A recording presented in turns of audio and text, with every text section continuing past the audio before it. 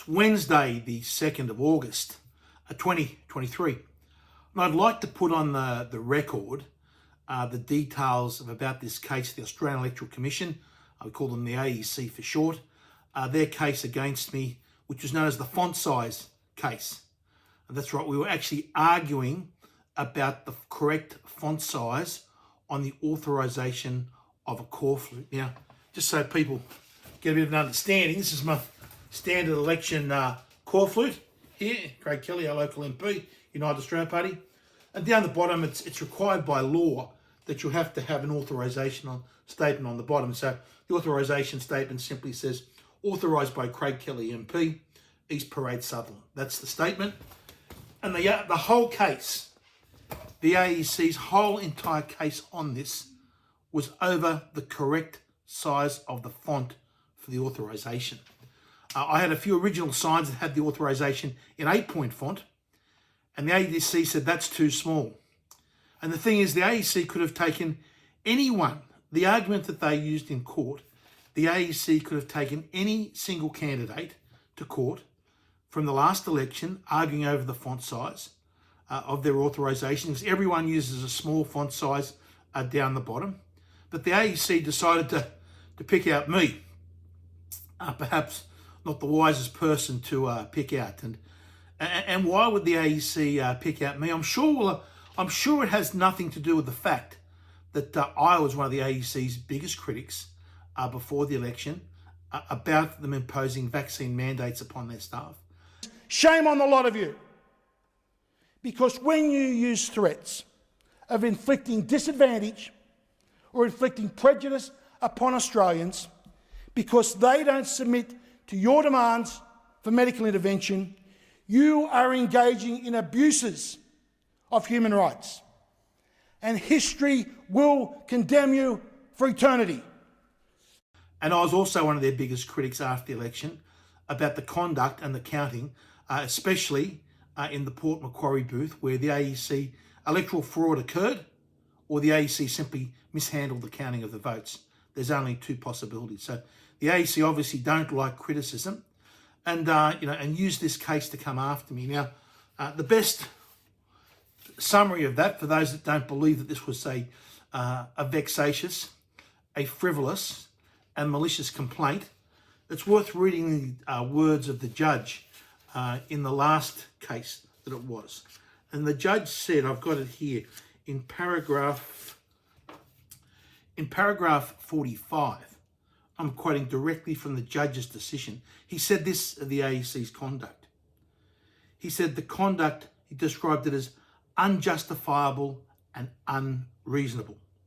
Yet this appeared to have been a deliberate position that the Commission took in its dealings with Mr. Kelly in May 2022 in the lead up to the polling day. Unjustifiable and unreasonable. Such a criticism of the AEC taking this case, which will end up costing the taxpayer, I would imagine or estimate, in excess of $1 million, and has damaged the AEC's reputation as a fair and independent electoral commission. The AEC commissioner simply should resign, and if he doesn't resign, he should find someone that he can sack, because this was absolute disgraceful conduct by the AEC. Now, just going back from this, the decision just a few days ago, the AEC originally took me to court on election eve on the Friday night before the 2022 election.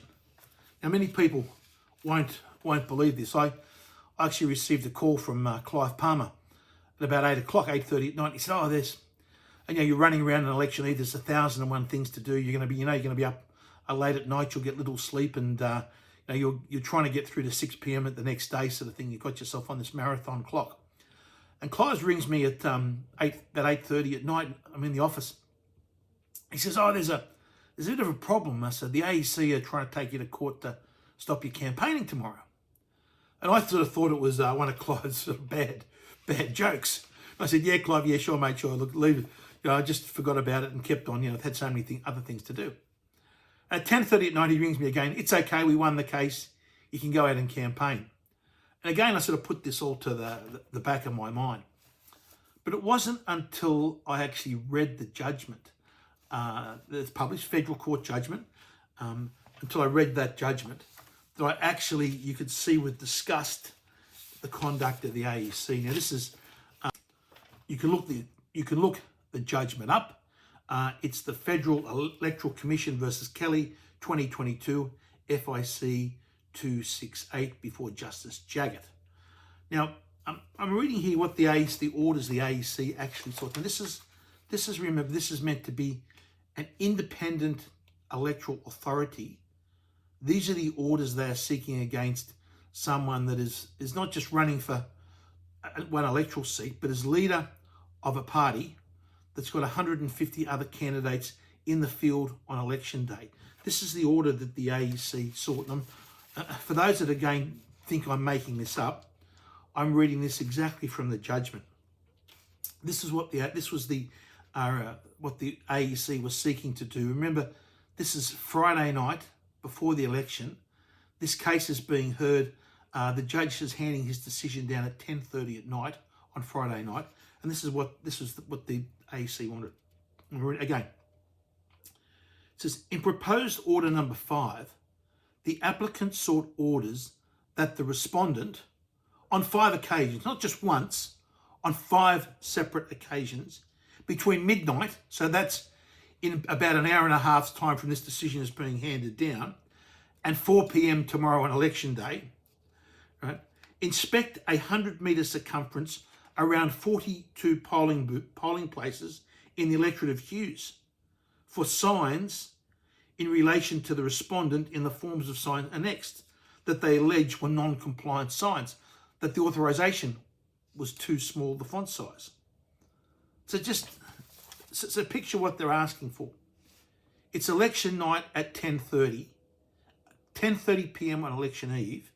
The AEC is seeking an order that starting midnight that night, that I have to put my miner's hat on, go out in the rain, and start inspecting every one of the 42 polling booths in my electorate, 100 metres circumference around each polling booth, not once, 5 times looking for signs. So I looked, if I spent 22 minutes at each, allowed 22 minutes at each polling booth, and that included travelling time between booth to booth, and started at midnight and finished at 4 p.m. the next day, I might have been able to do it, providing I didn't stop for a bathroom break or anything to eat. 22 minutes of polling booth. So effectively, those orders, if I had been campaigning on election day before 4 p.m, I'd have been in contempt of court and could have been liable, to arrest and prosecution for contempt of court. That's the effect of the orders the AEC tried to get against me. Completely unprecedented. This is something that you would see in a banana republic where the leader of a political party was taken out on election day and prohibited from campaigning. That's what the AEC did. And if people will not believe that's exactly what it is, but please look it up. Here's the decision. Here's the wordings. Of course, it got rightly thrown out of court. So rather than stop there and say, look, the AEC, let's cut our losses. I don't know how much it would have cost the taxpayer to run that case on election eve. The AEC thought they would back up and go for another case against me, again in the federal court after the election.